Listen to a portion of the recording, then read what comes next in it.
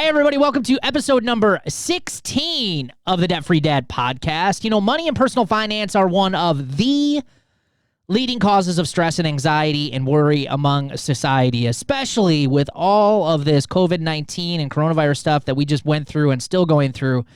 But what's also dangerous about this stress is that it's also affecting many other areas of our lives, not just your finances. So today we're going to be sharing how it's affecting other areas of your life, but also we're going to be sharing some tips to help you start to overcome this financial stress and get you on the road to financial recovery. Stay tuned.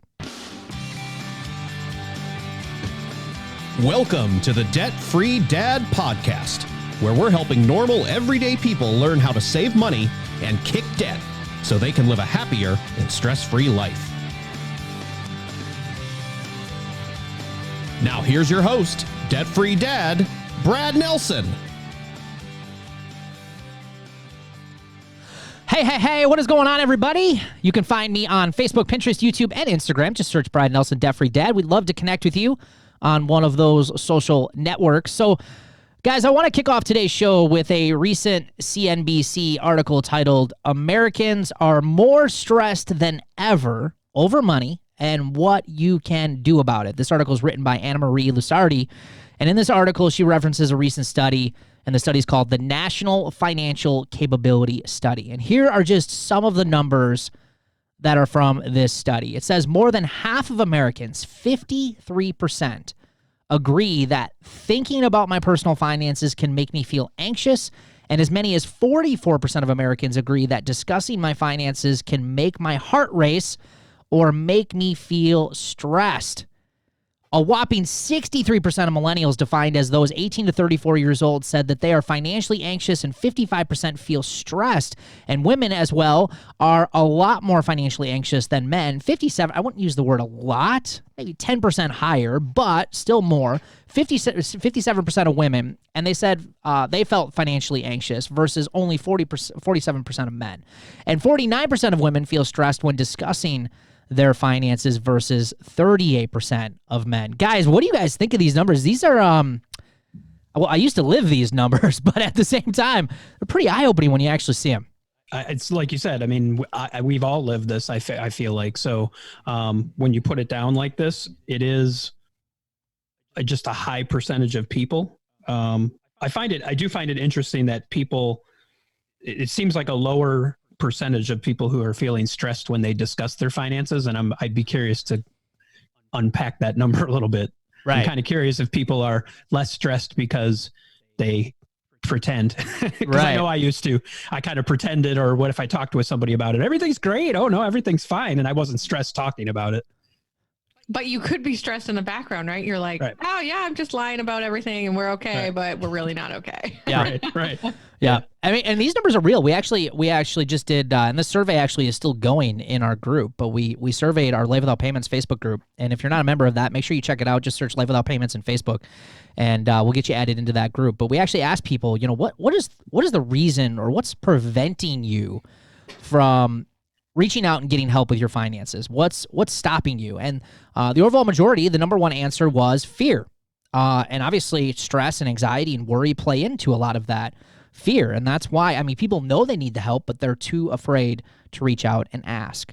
So today, what we want to do is kind of show you how this stress is affecting other areas of your life and give you some tips to help you start overcoming some of this. Obviously, if you've been listening to our podcast, we're doing this on a episode basis, so you're getting great stuff every episode. But today we want to focus a little bit more on some, like exact things that you can do to get this stuff going. I do want to mention this too. I'm a huge follower of Darren Hardy. I don't know if anyone out there has ever heard of Darren Hardy. If you're a self-development person, I love Darren Hardy. If you haven't read his book, The Compound Effect, I highly recommend checking it out. It's a very short read. It's like 180 pages or so. And it's just life-changing, the ideas and stuff that he's sharing in there. And Darren always talks about this idea of changing a keystone habit. And there are these big keystone habits that we have in life. And if you can change these keystone habits, it can have a dramatic ripple effect on the rest of your life. And I believe, and Amber and Ryan, you guys can share your opinion on this, but I believe personal finance is one of those keystone habits, because a lot of people just say, Brad, I mean, this money stuff, it's, yeah, I get it, but money isn't the only thing. And I agree, it isn't. But when you have control over your money, It's amazing how much it affects everything else in your life. Would you guys agree or disagree with that? Oh, I 100% agree with that. I think it's important that you have control of your income, because just going through all this COVID-19 stuff, and we keep bringing it up, but like, it's been such a relief to have that control and to kind of know that we're in a decent place to be with our finances, that everything else that we're stressing about, we could just kind of focus on that. It's hard to understand this until you've gone through it. Some people, for me, getting financially sound and being good with money, it was never a priority for me because I just never seen it as being that big of an effect on my life until we got to the other side of it and you realize how much stress you have and how much other things it was affecting. But you don't realize it until you actually kind of start the process and start seeing the effects of going through it. That's a good point, Ryan. So let's break these down. First one we're going to attack and talk about is one. We actually did a whole entire episode of this, so I don't want to focus too much on this one, but relationships. Money and personal finance is going to play a huge role in your relationship. In fact, money fights and money arguments are one of the leading causes of divorce in the country and in fights as well. So we actually did a whole entire episode of this, so I don't want to spend too much time on this one. Check out episode number 11 of our Debt Free Dad podcast, and we talk all about how getting a partner on board and how to stop the fights and the arguments. But at least in my first marriage, money was not a really good subject, and it played in so many other areas of that relationship. Not necessarily directly, but it was indirectly. Just because of the stress of the finances, it stressed out a lot of other areas as well. So make sure you check out episode number 11 if you're having some challenges in communication when it comes to money and personal finance and your relationship. That's going to definitely help you out. What I want to talk about for sure is sleep. Now, I'm 40, and we just had our daughter, who's now 18 months, and I love sleep. I forgot, because she was a bit of a surprise. We weren't planning to have more kids, and I forgot how exhausting they can be. And so I love sleep. So check out how sleep is affected because of your personal finances. This is an actual study that they did. It's called the State of America Sleep Study. And I'm going to do my best to put as many of these links in the show notes as I can. They limit us on characters, so I'm going to try my best to put these links in there so you guys can check some of these out if you'd like. But sleep and stress enjoy a very bi-directional relationship. Obviously, it's hard to fall asleep and stay asleep when you're stressed out, but sufficient sleep provides us with resilience, and we can tolerate higher stress levels much better than when we are well rested. Terry Crowley, registered nurse and sleep expert at BSC, told Healthline, we can approach financial issues. This is important right here. Listen to this. We can approach financial issues better and step back and look at things in our life that may not be optimal and how to make them better. But we have to have sufficient sleep in order to do that. And then these last 2 points are super important. Really listen to these. Of people who rated themselves as poor sleepers, close to 2/3, guys, 2/3 are unsure or concerned about their financial future, and more than half live paycheck to paycheck. The study also showed that the best sleepers, surprise, surprise, are those who are financially comfortable. So I know for me, I can remember, this is especially vivid in my mind, when we bought this brand new house that was double the mortgage payment of the house that we had owned prior. And I can remember staying up at night wondering not how we were going to make the house payment, but how we were going to make those car payments. And I remember losing sleep over that. I remember losing tons of sleep, having no money in the bank.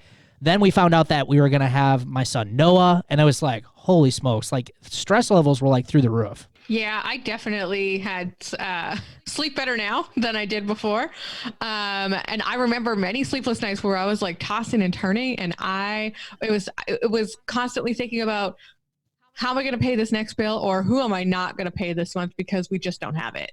And that was a lot of the things that rolled through my brain as I was trying to fall asleep. Right. So yeah, not very good. You ever see those memes where they always talk about, during the day you're like, I can't wait to sleep, and then at night they show the little cartoon and your brain's going crazy.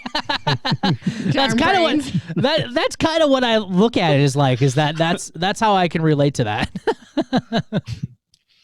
Well, and I mean, going back to your kind of the early when we started the podcast, I wouldn't say I'd never lost sleep. It definitely affected me, but like for my wife, I remember her much more. It affected her sleep a lot. She would just be like, I couldn't sleep last night. I kept, just always thinking about how much money we only had in the checking account, or we just went and took this vacation we couldn't afford and we put it on a credit card, and just always kind of thinking through. So I think it affected her in a much more worse way than it affected me. But I think where it affected me is kind of going back to where it says where you can look at things that may not be optimal and how to make them better. I think when don't get sleep, it's hard to have that discussion because you're tired and your frame of mind. I think sleep it affects performance in a lot of ways, not just finances, but it makes it hard to have discussions because you're not fresh. You're not thinking clearly. Yep. Yeah, I totally agree. I mean, even like in my business, I like quit working on important stuff by about 3:00 in the afternoon. I mean, I'll still work on things, but by about 3 is my mental capacity. So like at 8, 9 o'clock at night, like I'm working on dumb stuff that really doesn't matter so much anymore, because you're right. You're rational, you're thinking, you're creative thinking, all that, at least for me, it's depleted. So yeah, sleep is going to play a big part. Let's talk a little bit about physical and mental health. This is according to a Huffington Post article by Casey Bond. And I love some of the points that they made in this article.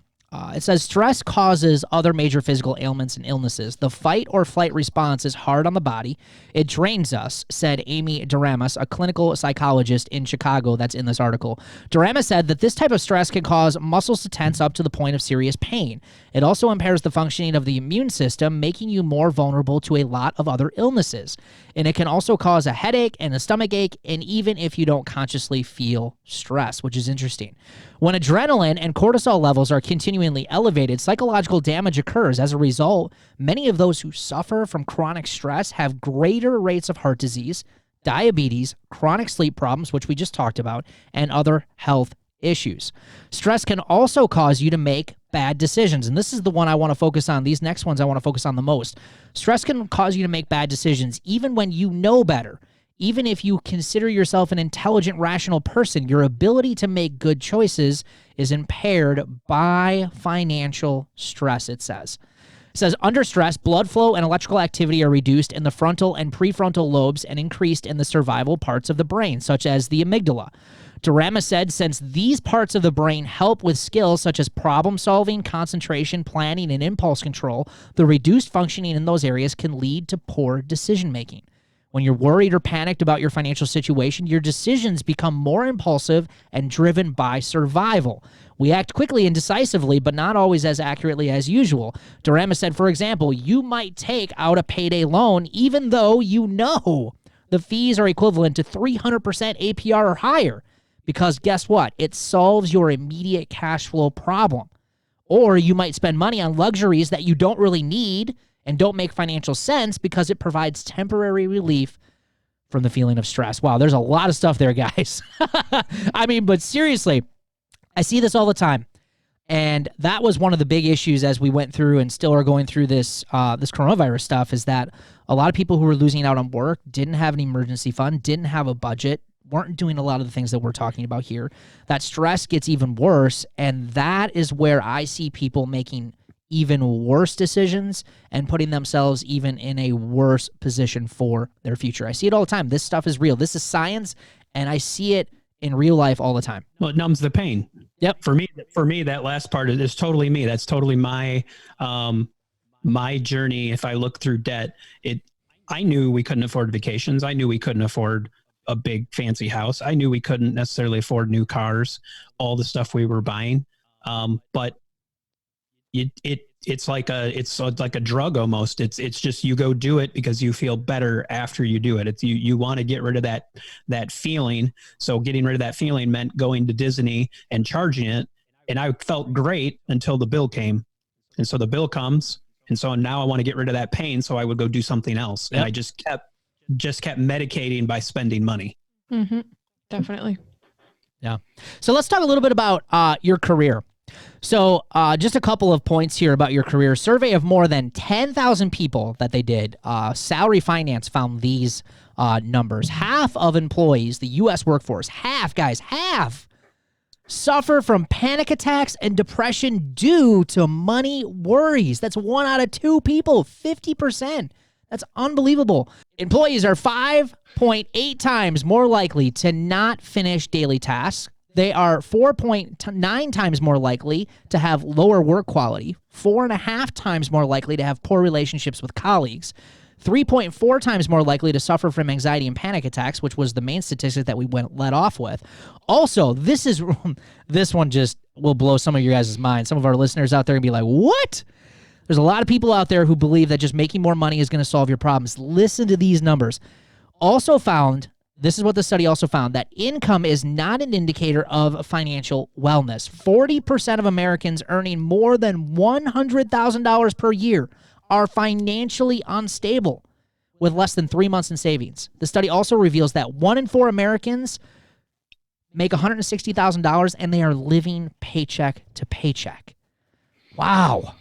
It's unbelievable. I know this stuff and I read this and it just blows my mind. It really, really does. Those are wild statistics, and yeah, I believe them now because I've seen it, and I've also seen people that get better high-paying jobs, and then they go out and they start spending it right away, and they don't make any. They keep going and going and going, and then all of a sudden they lose their jobs, and now they're like, "Whoa, my lifestyle just got completely turned over." And I think, one thing too, when we talk about careers, I'm a big believer, and I don't know what you two think, but I really think when it comes to careers, one of the big factors that money plays into is it leaves you stuck in jobs that you don't really love doing. Yeah. And I think for a lot of people, you get out of college, you get a job in some field, you get some experience, 3, 4, 5 years, and you go on to get another job. Meanwhile, you accumulate debt, car payments, all these other things,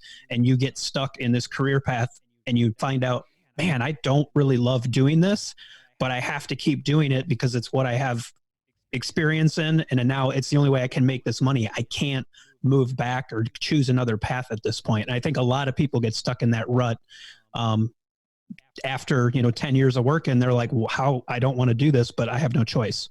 A great resource to check out just for fun. I believe this is still on Netflix right now. A movie called The Minimalist. Awesome movie that talks a lot about what Ryan just talked about. 2 individuals who were high up in companies.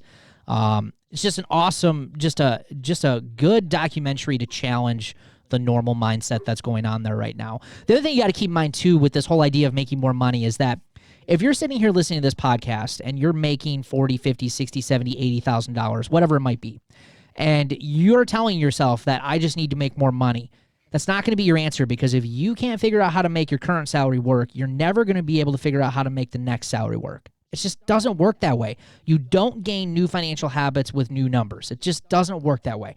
You have to practice new habits. You got to change your thinking. You got to live below your means. You got to live on a budget. You got to start to be able to save. You got to make saving a priority, and you've got to stay away from debt. And that's how new and bigger salaries are going to help you, by adding it into a already running financial plan that's actually getting you results. That's what you need to shoot for. Let's talk about parenting, guys. So there are some statistics out there that show that, money and personal finance are affecting our parenting skills. And it's also stressing out some of our kids as well in a lot of ways, because if money and personal finance are stressing out you as the parent, your kids are going to be feeding off a lot of that as well. But your relationship with your money is going to drastically, I think, affect what your kids eventually are going to start to do with their money too. All right. So think about this. If you're already stressed, talking about lack of sleep, talking about maybe, worrying about money at work, and just all of these different things we've already talked about, you're bringing that home. Could financial stress keep you on the edge? Would you maybe lose your cool more often with your kids because you're stressed, less patient? Maybe you spend more time worrying and stressing than you actually do being in the moment with your kids, and you're always kind of in the back of your mind, kind of like Amber, you just said in the back, like you're always kind of stressed about certain things. If your mind's not always on parenting, then how good of a parent are you actually being if you're constantly worried about a lot of this stuff? Maybe you get upset with your kids. I've actually worked with Roots members who have admitted this to me, And they said that they used to get upset with their kids because they would bring home their backpack from school and it would be another expense, like a field trip or an activity that they had to do. And they didn't have the money and they would take it out on their kid. So that's how money and personal finance can play into this. And like I said, your money habits are likely going to become your kids' money habits. You are their best example on how to do this stuff, whether you like it or not. All kind of comes with the job, unfortunately. But they are going to look at you, and you've got 18 years to give them that example. And if you're constantly relying on credit cards, if they see you constantly stressed, or if they constantly hear collectors calling you, or if you have a spouse or partner that you guys are always fighting about money, guess what that's going to do for them and set them up? It's not going to go well. And if you don't teach them, I can tell you who's going to teach them. The financial industry is going to teach them. And guess where that's going to lead? Only to more debt and payments. Yeah, definitely. I can admittedly say that the cost of the admissions to this, admissions to that, coming home from school, that triggered me for sure. Where it's always something else coming up. And when we had home phones, you remember those days? Call. Oh, and you'd be like, don't answer the 1-800 numbers. Just don't answer. That is going on to your children. They're realizing that. So they're really seeing it. Like, you're stressed out. You're panicking. Oh my God, don't answer that phone call. Yeah. And I remember going to, we took the kids to Disney multiple times. We could never afford it. And I can I'll admit, people think Disney's a magical place. It's great. It is. But when you couldn't afford it and you charge that vacation, it's not very fun for you to be walking around the park and your kids are tired and whiny and crabby. And all you're thinking about is, I spent all this money to take you here and you don't even appreciate it. But it really kind of robs you in some ways of that experience, because you're in this frame of mind of being mad at the money you spent and they're not enjoying it, rather than if you paid cash for it, you kind of can let some of that go. Yeah. Yep. Totally agree. I use the same kind of thing with cars. Like, it was always fun to celebrate a brand new car that I bought, but as soon as that excitement was over, as far as sharing it with people, it's like all of a sudden the realization of, oh my gosh, I got to make this payment. Right? Same thing. All right, guys, we're going to take a quick break. We're going to come back. We're going to start sharing some really simple things on what you can do to start really relieving a lot of this stress that we've been talking about here in today's show. Hey, many people I work with want to get out of debt, and many of them are also looking for ways to rid themselves of financial stress and finally being able to get to the point where they can start saving some money. Wouldn't that be fantastic? That's why I created this free course, 10 easy money-saving ideas that you can start today. Literally, you can start using these tips today. And when you join, you're going to get a free downloadable PDF guide that walks you through all the tips. Not only that, but we're also going to give you 10 video lessons that walk you through every single tip in more detail. Also, we're going to give you some action items that you can start to begin to make some changes that are going to help you save more money and fill up that piggy bank. So head on over to therealdebtfreedad.com, click on tools and courses in the menu, and get free access to this course today.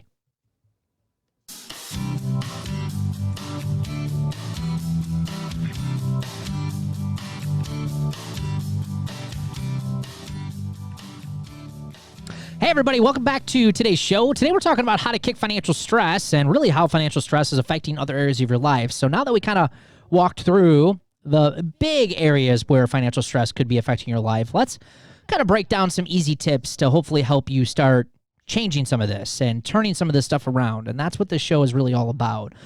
And the first thing that you really have to come to realize is that a lot, not all, but a lot of the financial stress that we are dealing with is self-inflicted. Now, I know that there's going to be some victims in our audience. They're going to say, nope, not me, Brad. Nope, it's everybody else's fault. And I'm sorry, but you will be in debt and you will never have success with your money with that attitude, because I used to play that same role too. And it just doesn't work. You have got to get to the point where you can look at yourself in the mirror and say, it's my fault. It's because of my decisions. It's because of my choices. And until you're ready to change those things, you're not going to see those results. So you really need to come to terms with the fact that it's on you and you need to start making those changes. Nobody is going to come and rescue you. And that's something that you just really got to own up. And then and only then can you start actually doing some of the stuff that we're going to be talking about in this show.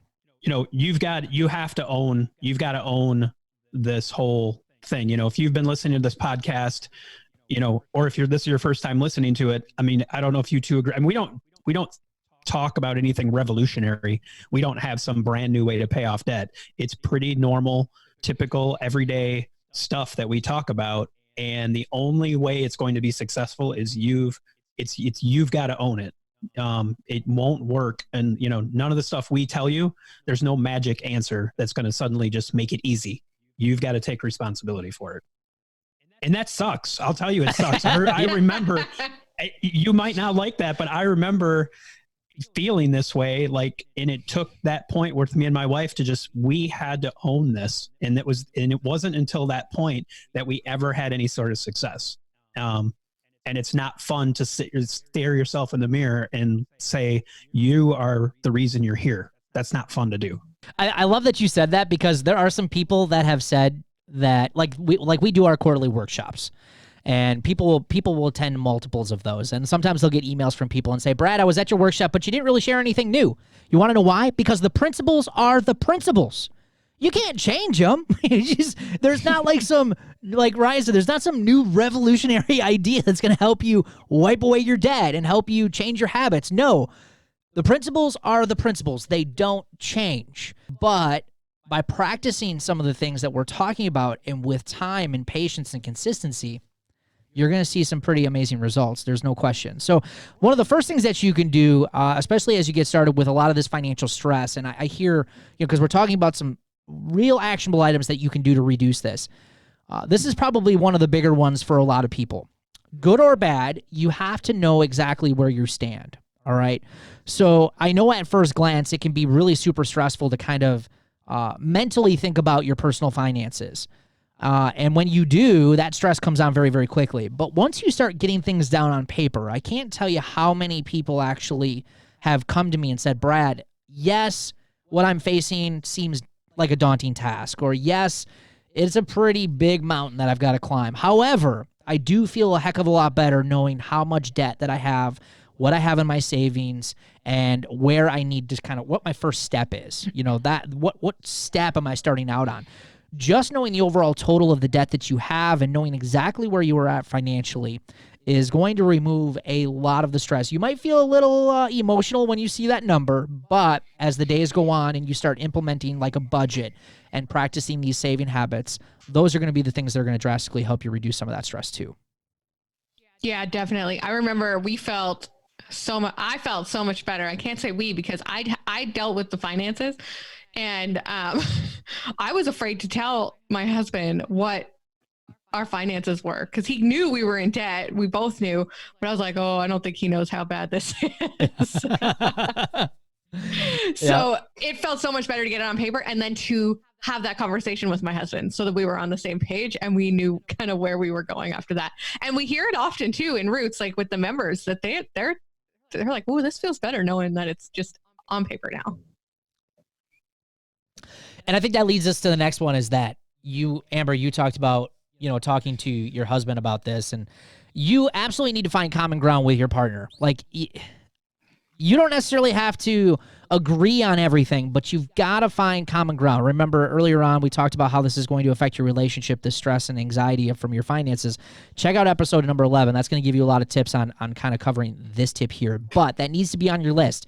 I need to be on common ground with my partner and my spouse. You need to have some sort of agreement moving forward. Otherwise, you two are going to be fighting each other along the way, and you're not going to get the results that you want to see. All right. The other thing you got to get comfortable with is living below your means.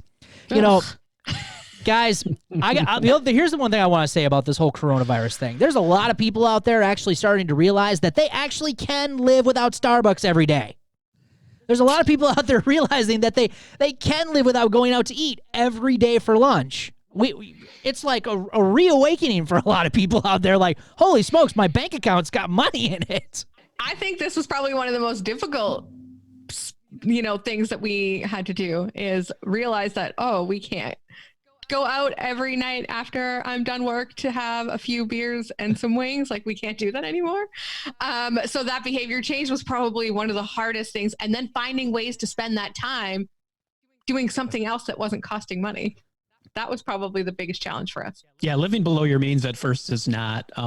It's an adjustment period. There's no doubt about it. That initial that initial kind of when we started doing this, it was hard. You're used to just kind of, I'll get Starbucks when I want, I'll buy something at Lowe's when I want, I'll go shopping when I want. You just kind of do. You don't have this structure around your finances, and it was difficult. But once you start doing it, you kind of get on board. You start, for us at least, we stop, I guess, kind of that living up to the Joneses, trying to keep up with everybody else of what they have. That started to fade over time, which I think was a driver for us in spending our money is, oh, they got a new car. How did they do that? I don't know. We should be able to do that. And we go do it.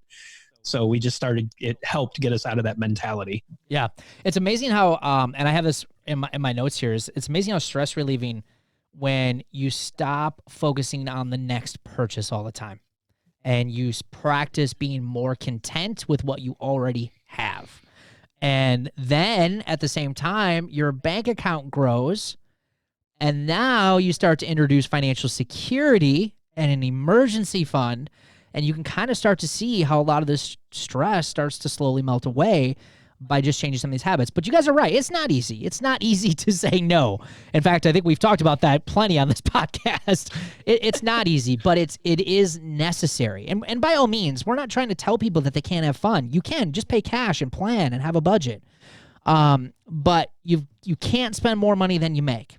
And there was a whole heck of a lot of people during this situation with this coronavirus that were spending a whole heck of a lot more money than they were making prior to leading up to this. And sadly, and I feel bad for them, they felt a lot of the pain because of that. And I'm hoping because of that, they started to realize that, yeah, maybe saving and living below our means is more important than we thought it was. So that's what I'm hoping a lot of people will learn from that situation. Another thing is obviously, we just kind of alluded to this when it comes to not always focusing on the next purchase and being able to save, is get started with a small savings account. Now, we always talk about the importance of building that emergency fund and how important that is to reaching financial freedom. But the goal of today's podcast is just to reduce financial stress. So one of the best ways to do that is to establish a savings account. We recommend at least starting with anywhere between $500 to $1,000. Get something put away. If you want more, save more. But you will be amazed at how just $1,000 or $2,000 savings account, how much stress is lifted off just by having a little extra money put away for some of those unexpected expenses that come up. Yeah, and for us, it was a huge morale booster, because I remember the first time we had $1,000 in a savings account, and it was almost like, we can do this. Like and we're working with someone now. So we've had someone that reached out to us and was asking for some help, and they just kind of got their emergency fund established, and they felt the same way. Like in their first time in their life, they've got this money and they can't believe they did it. And it boosts like your ability, for us, once we did that, it was like, we can do this. That wasn't as hard as I thought it was going to be. Yeah, it feels good. Feels good. And a lot of people, let's just be honest, are getting their butts kicked when it comes to money. We are. It's like left and right. We just feel like we're getting dragged through the mud. It's always that next thing. What's the next thing that's going to drag us down? And Ryan, you're absolutely right. When you get that emergency fund, it changes the mentality from losing over to winning, and that feels good. And that's where the momentum change can happen. Right. When it comes to paying off your debts, some other things that you can do to reduce stress is I recommend focusing on the smallest debts. We've talked about the debt snowball and the debt avalanche on this show, and what are some of the fastest ways to pay down debt. There is a podcast on that, one of our more recent or latest podcasts that we've just done, so you can make sure you check that out. But one of the reasons why it's important to focus on some of those smallest debts, number one, is a lot of people are in what I like to call as minimum payment hell, and they may not necessarily have a lot of debt, but they've got a lot of accounts, and every single one of those accounts has a minimum payment. And those minimum payments can basically suck up all of your income on a monthly basis, which prevents you from making any headway on paying down debt. So by focusing on some of the smallest debts, very much like Ryan talked about with the emergency fund, you get a win. You get a check mark. You did something. You paid something off. That feels good. You also get that minimum payment back, which also starts to free up cash flow every single month, which reduces stress on the monthly budget and the money coming in and the money going out. All right. So focus on those smaller debts first. And also, guys, you guys talk about a little bit about this one. obviously I'm a financial coach, so people ask me for help all the time, but you two talk about it. Talk about because Amber, you did reach out and ask for help. Ryan, I don't know how you did or you didn't. I don't know, but you guys share your opinions on that. But I think it's okay to reach out and ask for help. We definitely reached out. We reached out to Brad, and it was like, let me tell you, I have thanked Brad so many times. He may not know this, but I have thanked him so many times, especially over these last couple of months that I am like, whew, thank goodness, because I'm stressed. There is no doubt in my mind. I am stressed about this whole situation going on in the world, but I'm not stressed about my money. And that just relieves so much more. And I know it because I know a few years ago, I would have been in trouble. So yeah, I'm so happy I asked for help. Yeah. And for us, it was, I think a lot of people, I mean, it's one of the main reasons I enjoy doing this podcast is I think people don't like to talk about money. It's very private, and we were embarrassed. I didn't want my family and everyone I knew to know that we weren't making it. That's a hard, I mean, it goes back to like one of our first tips of owning this.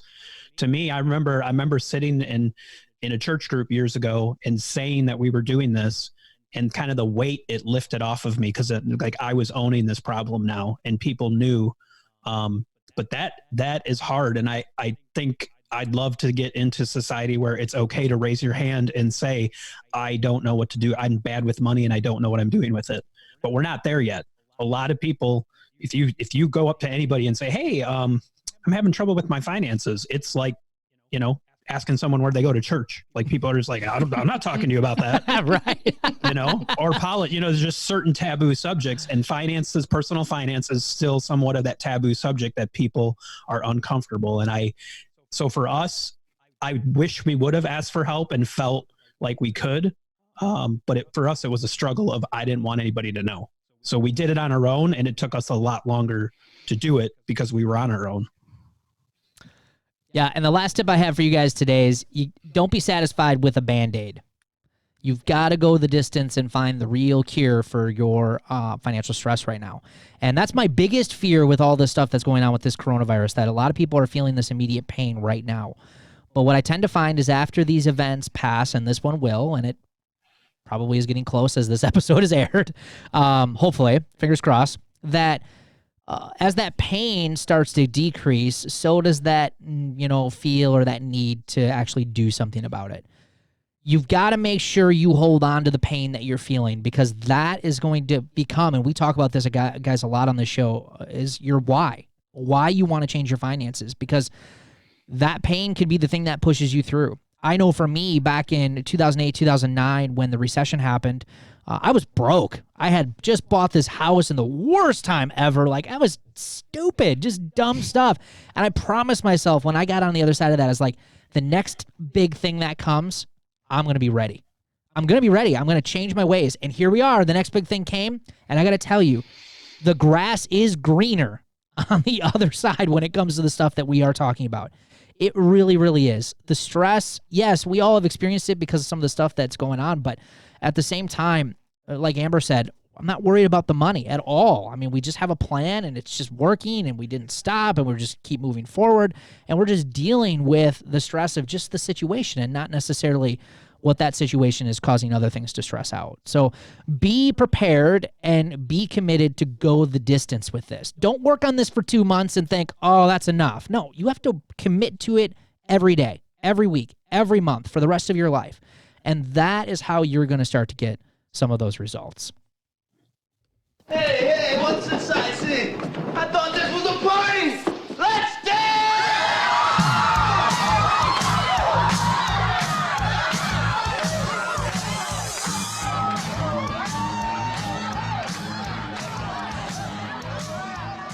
All right, Kevin Bacon means it's time to do some celebrations of the show, and we've got a good half dozen celebrations or so for you here today. I'm going to kick it off with Amy Larison. They say we saved close to $200 by grooming, she says, our boys, but it was their dogs, at home, and paid off a credit card with nearly a $2,000 balance. Congratulations to you, Amy. That is fantastic. And Heather Whitworth added $500 to my emergency fund, paid a phone off, $132. I do have $2,400 sitting in my checking account. It literally feels like it's burning a hole in my pocket, she says. I want to pay off a credit card with it, but I need these funds just in case we have to have cash for selling our home. She says, but I won't know more until later on, or maybe next week or after. Awesome. Way to go, Heather. Ruth King Dennison, she got to put $500 back in her savings as her son offered to do her quarter rounds on her floors, and that saved her $3,000. Holy smokes. So, that is great money saved. That's awesome. People are finding ways to save money. Yeah, $3,000. That's impressive. Chantel Perrone got invited to go out for lunch by a coworker and politely said no and went and ate at home instead. I can't tell you how many people probably have spent so much money on that because of fear of hurting someone's feelings. No question. And Mary Southern got an unexpected $45 check in the mail going to a sinking fund, and I've used cash all month, she says. Awesome. So those are our celebrations of the show. Absolutely fantastic. A lot of those we get from our Roots members here, Roots Personal Finance, and some we get from our Life Without Payments page. So congratulations to all to you who are working so hard at doing and taking the steps that we've been talking about on this show.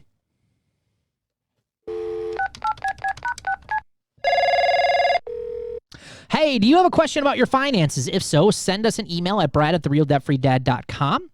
And we will do our best to get your question on an upcoming episode of the show. So today's question, guys, is I am really working hard at changing my behaviors. Most of my debt is student loans, and I admittedly have some poor spending habits. Don't we all?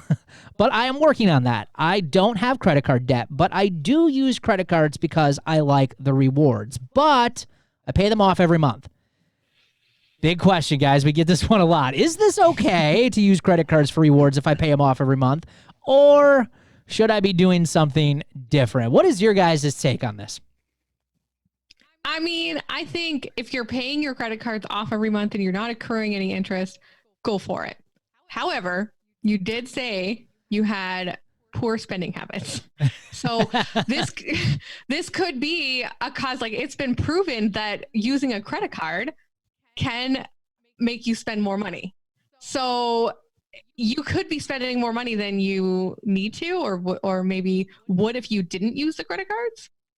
So, I mean, and it could get you in a risky situation in an emergency too, where you fall back on that credit card because it's there and you've been using it. Bottom line, I mean, you ask, I use credit cards because I like the rewards. Well, guess what? Credit card companies are in the business of giving rewards because they know you like them.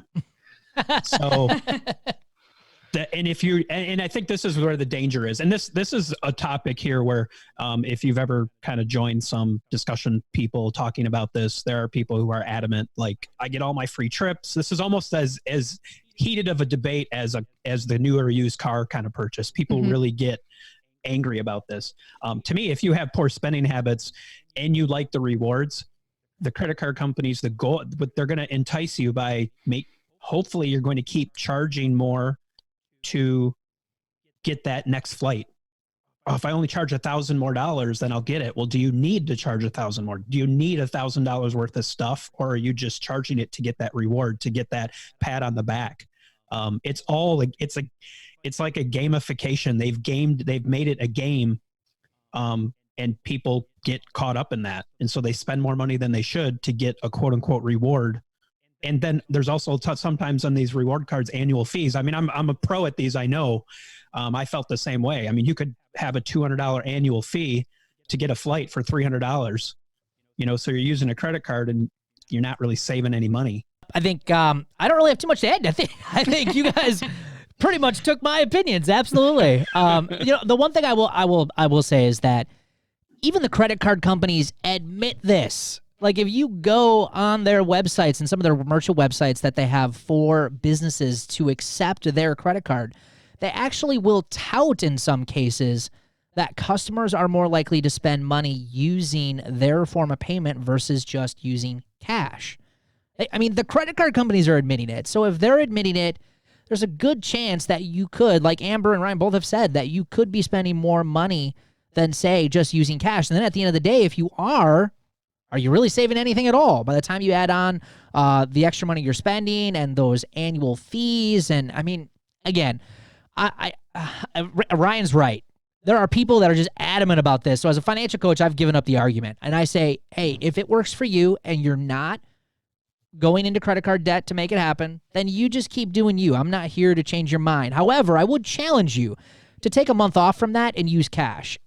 And I would like to just see if you see any major difference. All right. Thanks, everyone, for hanging out with us here today. We love your feedback, and it also helps us grow our podcast. Please leave us an honest review on Apple Podcasts. We read every single one of those. And as you know, the Debt Free Dad podcast is here to help you live a happier and stress-free financial life, which was what today's episode is all about. If you know someone who could benefit from the content on our show, please give us a share. We appreciate you, and we will see you on an upcoming episode. Take care. Thanks for listening to the Debt Free Dad podcast. For more free resources to kick debt and financial stress, head over to therealdebtfreedad.com.